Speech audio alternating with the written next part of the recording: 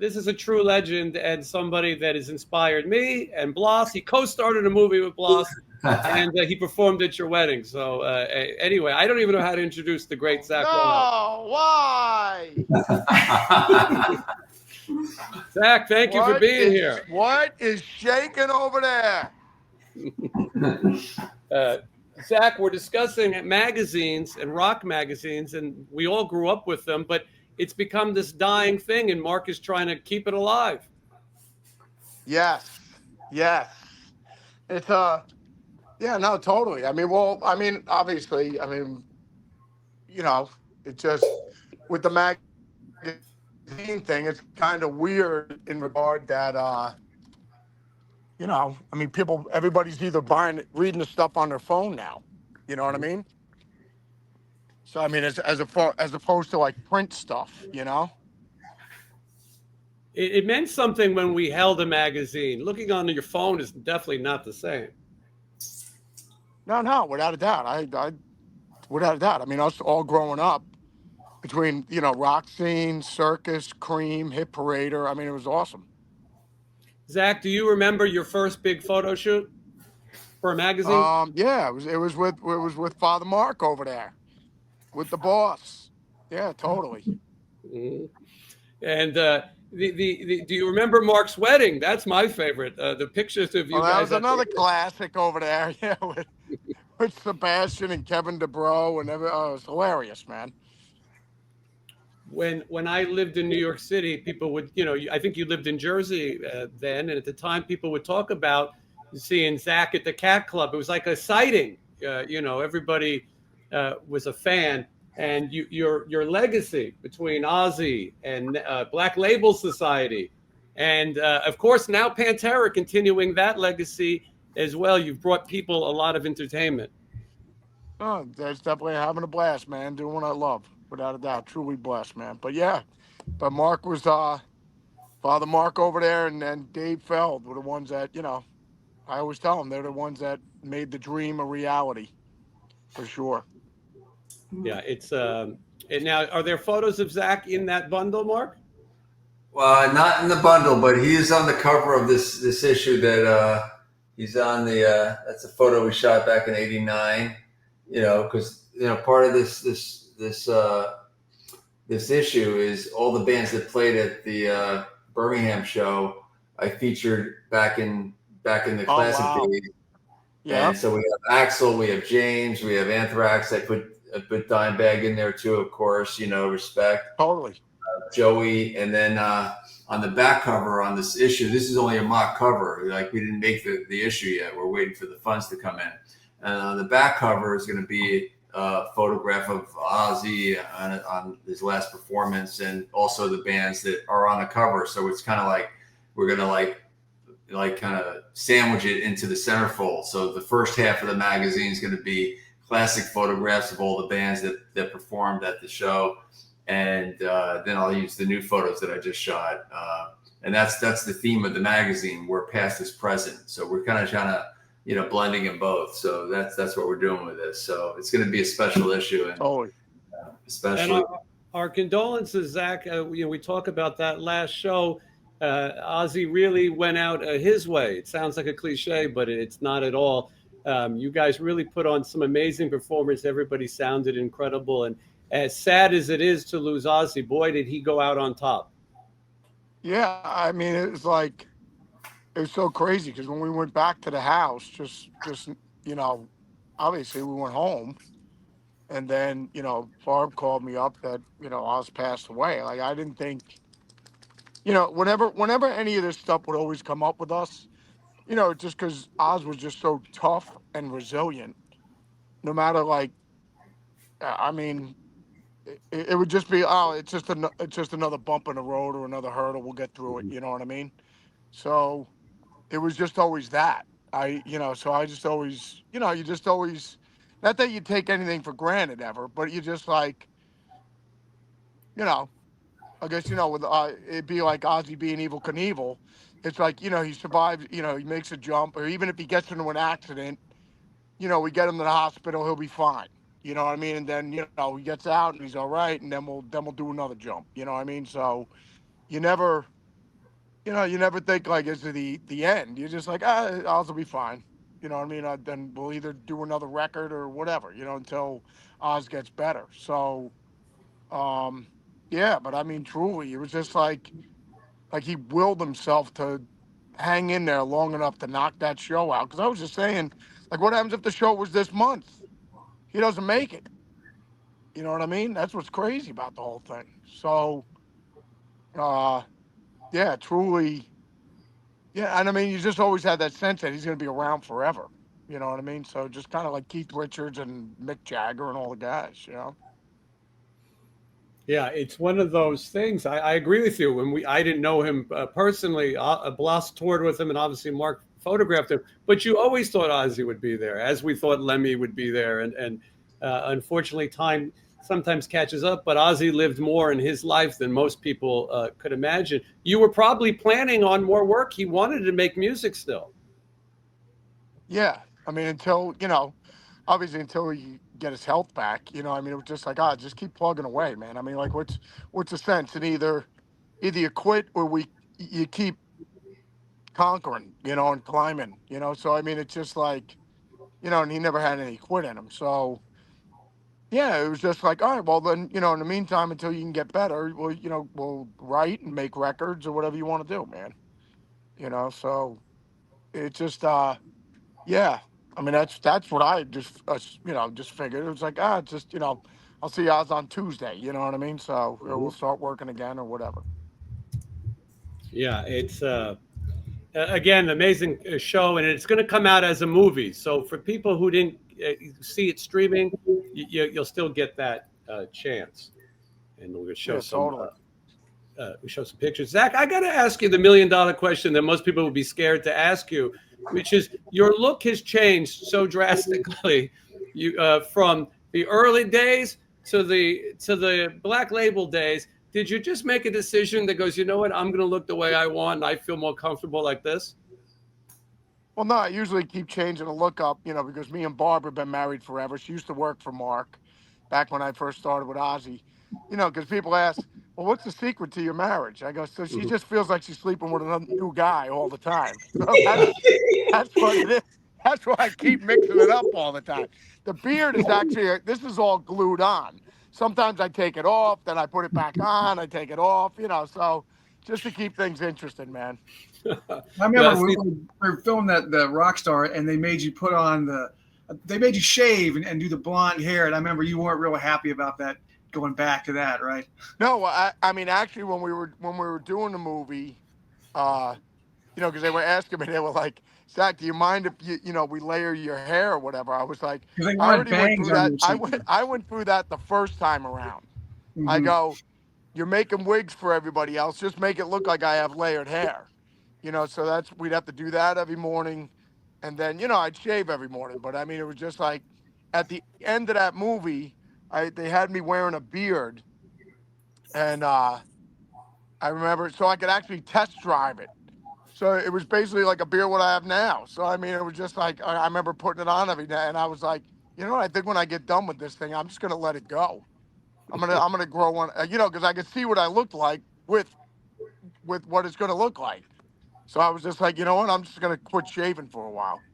And so I pretty much had, it's funny because our younger kids, our two oldest always knew me before the beard.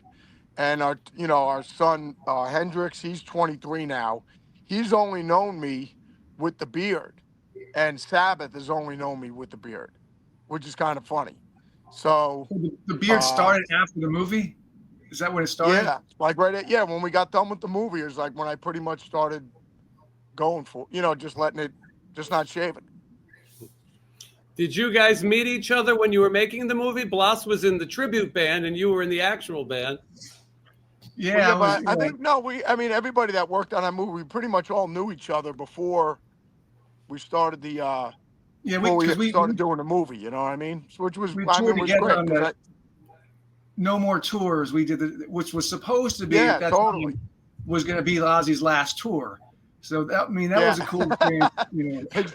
I mean, when you think about it now, Blas, it was just like Oz was 40. I mean, I'm 58 now. So, I mean, Ozzy was then, he was like 42. No, he was probably 43, 45. I remember the one day we were sitting over at John Henry's rehearsal studio over in England, and it was Oz's birthday. And we were just getting hammered in rehearsal, and I'm sitting on the couch with him. He throws up right there, and he goes, "Oh," he goes, "I beat Elvis in regards because he made it to 43 because Elvis passed away at 42." So And you know, like that was like 43 seems so young to me now.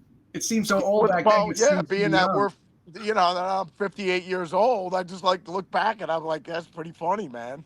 Mm, I I remember remember when we were at seeing that. Ozzy's 50th birthday at the house with Dimebag there, Marilyn Manson, Rob Zombie, like everybody was at the house.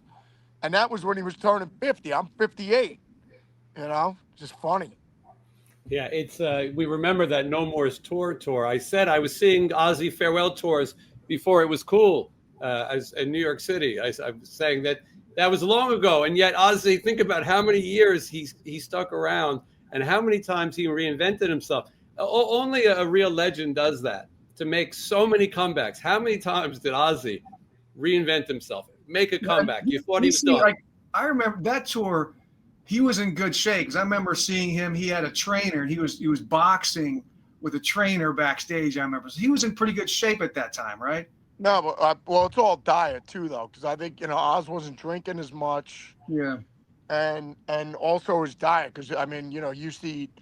Then we used to call him Red Snapper because he was eating Red Snapper all the time. He would eat. He was just like on a fish diet, and obviously fasting and everything like that. So it's all diet, man. It's all what you eat. You can do a gazillion sit-ups every day. You're not gonna have abs if you're not eating right, man. And that's that. Just a fact, man. Yeah. Zach, Pantera is what's up for the moment right now, right? Yeah, without a doubt. We just did a show over with the Minnesota Viking chapter last night, and then I guess we were home for 10 days, and then we fire up the second leg of the tour. Yeah, we're having a blast, man. I mean, it's just every night, and it's truly a beautiful thing every night, because you have the Pantera faithful that are there that are like, man, Zach, I seen the guys when they were playing in a bar with about 6 people, and 4 of them were employees. You know what I mean? So, to seeing it now, and Phil will do it every night. Like, he'll go, how many people saw us back in the day? And Phil, like last night, he goes, I remember the first time we played Minnesota with Suicidal Tendencies. We were opening up for Suicidal, and last night we were playing the Target Center, and Phil was just like, how many people, this is their first time hearing these songs live? And I mean, it's like amazing how many people. It'd be like, Zeppelin coming back around, and how many people have never seen Zeppelin? You know what I mean? I'm saying that are in the audience, because I mean, you're talking about, a couple, you know, a decades in between. You'll have your faithful, but I mean, it's just like people that have either parents are bringing them there that were 2 years old when the band stopped, and then and now they're 28 years old, or they're in their 30s. They were 6 years old when the band stopped. So I mean, this is their first time experiencing the songs live. So, and it's just a beautiful thing carrying you know this amazing thing. This it's a cultural thing, and it's a community of just the a Pantera nation, just all the people getting together and celebrating what Philip, Rex, Dime, and Vinny created. So to me, it's a beautiful thing every night. And you've handled it with such respect. In the beginning, people were apprehensive. I don't know about this. The brothers are no longer with us, but the music is with us, and the music will be here I forever. just think it's hilarious. Somebody goes like this, like they'll go, "This is nothing but a tribute band," and I go, "Yes, that's what it is." Wait, what more could it be? That's exactly what it is. No, Oh my God! I mean, no, because I just equated to, like, if Jimi Hendrix, if Noel and Mitch would have asked Eric Clapton, who was a pallbearer at Jimmy's funeral, said, Eric, would you come out and sing and play Jimmy's stuff? And we're going to go out and just call it Experience Hendrix and honor Jimmy and do a big celebration of his life. And it's like, well, this can't be the Jimi Hendrix band. It's like, I know it isn't. It's Eric Clapton singing Jimmy's stuff and playing it with Mitch and Noel. mean, like, I don't know. Last time I checked, like, that's a beautiful thing. A buddy paying tribute to his buddy that he loves. So it's just kind of silly, man. You said it. There's younger people. We talked about it earlier. We're talking about magazines. These younger people want to collect magazines. They want physical media. They want to hear the music of Pantera. And look, the people are coming out. You've certainly shown that there's a lot of interest, and people are touched. You read the reviews of people who've seen it. They're moved by seeing this music. So I can't say that would be a bad thing. No, it's a beautiful thing. I mean, like when we all go out, what are you doing, Chorizo? Chorizo. What are you doing, buddy? No, it's just like even when we do Experience Hendrix, you know, we're paying tribute to Jimmy every night, and it's a beautiful thing. Everybody's up there is doing their rendition of Jimi Hendrix songs. It's awesome. And then you know, and every night with Oz, whether I was playing guitar with Oz or Gus or Joe or Jake or Brad Gillis or Bernie Torme, and we're all paying tribute to everything that Randy created with Oz, you know? So, I mean, how is that a bad thing? I mean, that's just to me, that's a beautiful thing. Yeah, and going back to the Ozzy thing, a fitting way to end it, to have Jake there, to have Rudy there, to have some of these people be part of it. I think it was for the Ozzy fan. Yeah, it was awesome seeing Jake there, obviously Rudy, and then like everybody. It was awesome, for sure. Mark, anything you want to say?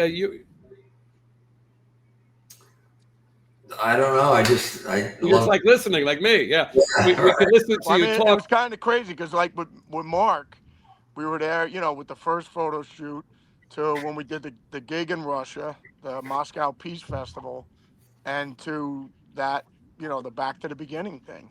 It's kind of crazy. Right. A lot of people asking about the Moscow Peace Festival in the comments. A crazy experience. Mark, you were on the plane with the guys, right? I was, yeah. It was a fun time. It was a lot of. But you gotta remember, the flight took off in L.A.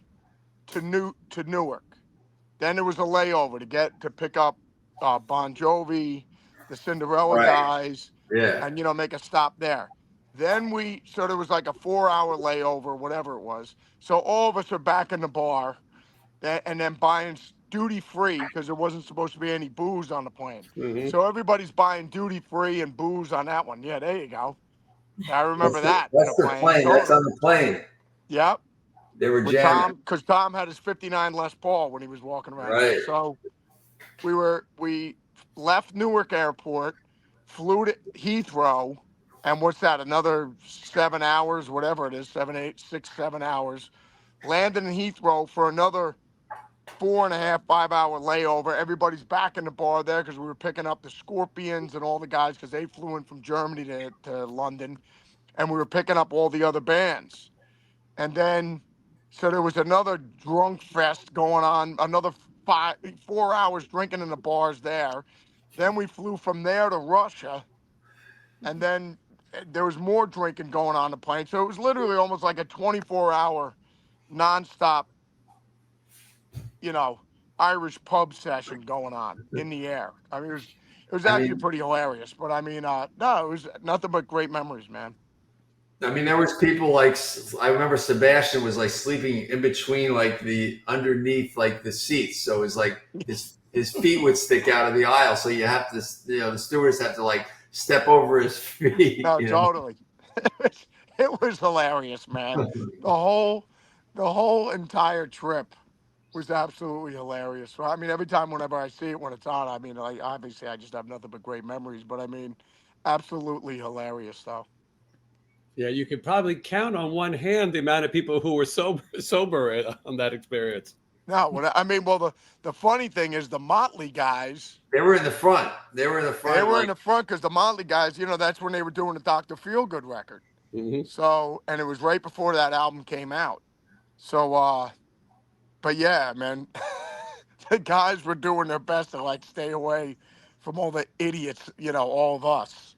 But yeah, the guys didn't drink. They didn't do anything. I mean, the Motley guys were like, no, we're doing this. Someone should make a documentary. I mean, I think there might be, but there's got to be a movie about that experience. That many legends in one place. It's just a crazy event. Actually, Doc's doing something right now. They're doing a documentary. What about that trip? Yeah. They're gonna interview me actually probably this month or next month on it. I mean, just the plane layover. Bar stops. That should be a movie on itself. A movie in itself. Yeah. Mm-hmm. Yeah, amazing. Anyway, so many people saying nice things, and people excited to see you, Zakk. Everyone's here because we want to support Mark and continuing rock magazines. That's the reason we all came out to talk a little bit and get people to go to the Kickstarter and fund it so that we can all sort of get on a plane and sit back and read a magazine. Something that I don't think I've done in a long time. Yeah. And we can show our Sebastian Bach pinups with pride. Without a doubt. I had that up on my wall back in the day as well. So there you go. Now I could buy it again and put it back up in the gym. Exactly. Zakk, Black Label Society later this year? Yeah, probably 2026. We're working on stuff. Yeah, because we got the 2 videos out with the Gallows and Lord Humongous. So, yeah, we're getting ready. I guess in this 10 days that we have home, we're going to knock out another one. Nice. And people can check that out online as well. Mark, I think Zakk has kind of summed it all up. I don't think we could go out with a bigger bang. Without a doubt. I landed from the show last night. I just got in because I'm back out in California, and Mark was like, Zakk, you want to do? We're doing a chat together. I said, yeah. As soon as I get out of the airport, I said I'll give you guys a shout. So yeah, it's always great talking to you guys. We're going to share. We're going to share this link again so that we can support. Because again, the way these Kickstarter things work is if we don't raise the money, it doesn't happen. So we want to do it. You can buy some really cool prints from Mark's career, own a piece of photo history, and get this magazine made so that we can all get back to what we were doing. The link is in the comments. I see people supporting as they're going, and I'm sure many more we'll do it, and we'll get this magazine out for everybody.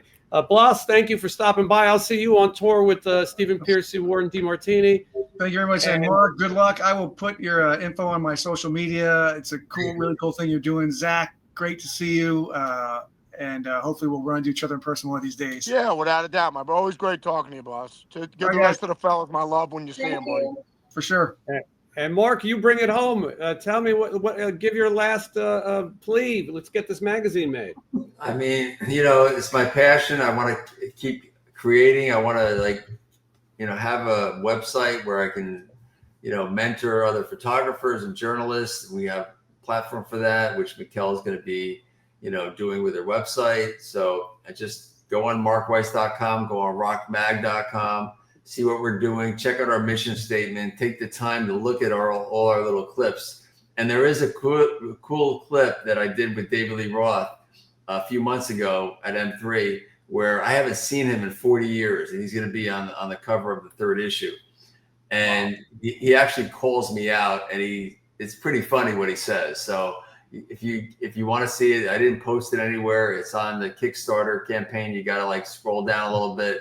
But it's pretty classic, after 40 years of not seeing him, and he sees me in I shot at the show, and he calls me out and calls me something funny. And you got to see it. Yeah. Blas and I were there. We saw it in person. We watched it. And you're the only person Dave addressed. So that's a big honor. And you'll see the photos on there too from back in the day. All right, everyone, thank you for watching. It was such a great time. I felt like we had an old-fashioned rock party. Now we just need some magazines. Like, comment, subscribe, and we'll see you all again. Thank you so much. All right, guys. Yeah. Take care.